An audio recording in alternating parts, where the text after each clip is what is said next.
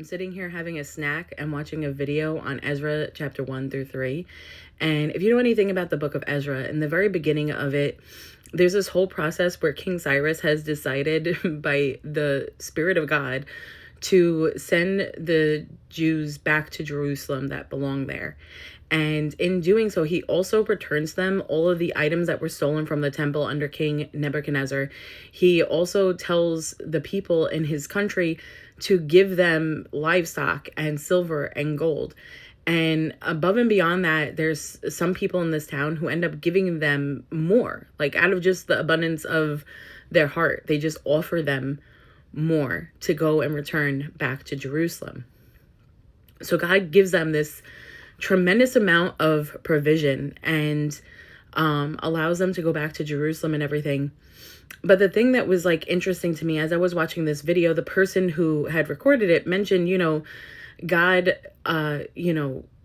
gives us this, there's only a small amount that God requires from us, right? Depending on what denomination you are, whether or not you believe in tithing. I do personally. I do believe in giving God that first, fruits, or that 10%, or whatever it is that, is considered that first fruit back to the Lord.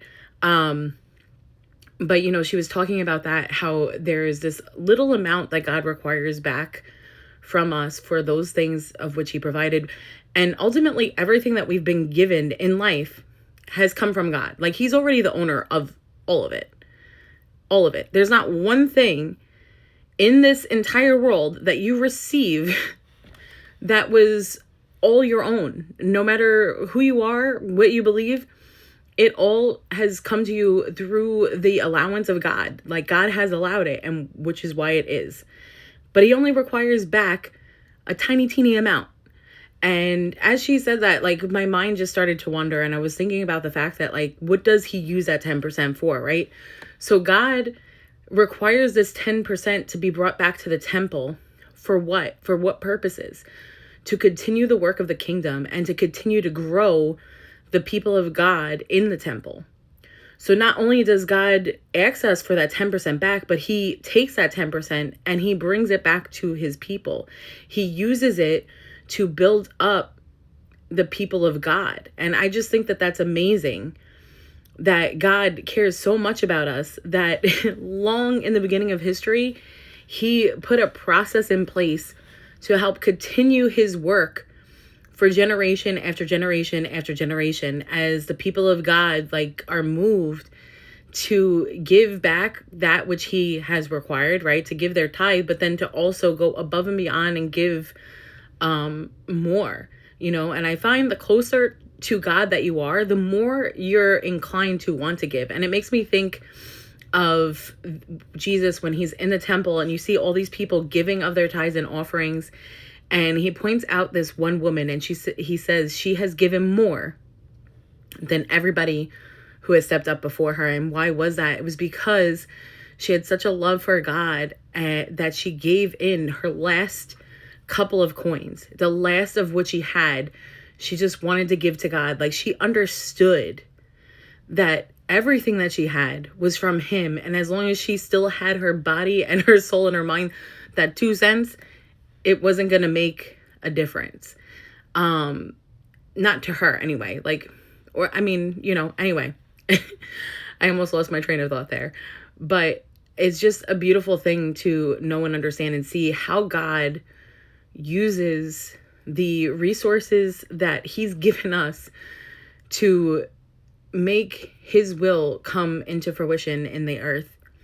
So anyway, I pray that you guys are tithing into your local church. If you're not, pray, ask God about it, talk to him about it. Honestly, best decision I ever made was just being surrendered to God in that area of my finances. I have to say, I don't worry about money anymore. Do I still need to be a good steward of it? Obviously, there's definitely areas of improvement there. I'm not going to lie, because people who know me will know I'm lying if I said that I had figured that all out. But, there's this freedom in giving back to God that has caused so much peace in my life in the area of finance that has caused me to continuously be a better steward. Why? Because I want to be able to give more. And I can't give beyond unless I am self-disciplined and self-controlled in that area. So I'm constantly working on that area for that reason, but it's just an area that when you surrender that to God, there comes this understanding of God is going to work to provide whatever it is that you need. And you don't need to hold on so tightly, like I'm holding on to this pretzel right now. You don't need to hold on so tightly to the things that God has given you. Because essentially when you hold on too tightly, you end up breaking it. Oop. But when you give it to God and you give it to him and you allow him to work through it, he could do beautiful things with what you give him. And just continue to increase your faith as you trust in him to provide in all the different areas of your life. Anyway, this is supposed to be a short video, but y'all know by now I'm a storyteller. It's going to continue. Anyway, God bless you guys, and I'll talk to you soon.